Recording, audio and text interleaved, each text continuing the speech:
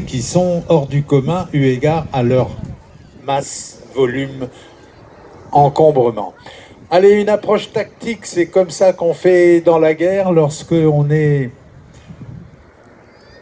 doit poser sur un terrain qui est environné de gens qui vous veulent du mal et qui peuvent vous tirer dessus. Et bien on fait une approche à forte pente que voici.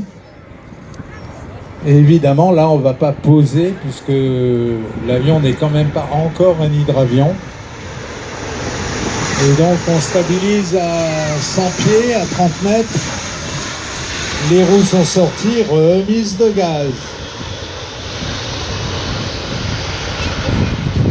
La puissance installée sur la 400 et qui passe directement dans ces hélices qui sont des doublés contrarotatifs et à sens de rotation alterné, c'est assez complexe.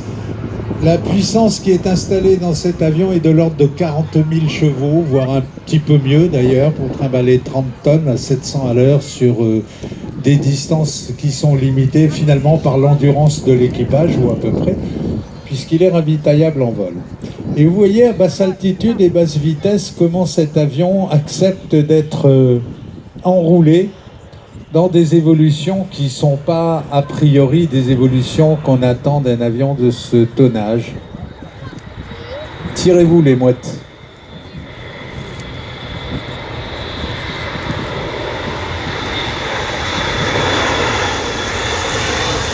Allez, remise de gaz. On rentre les roues. Le train est rentré. Le vario n'est pas positif, mais on accélère.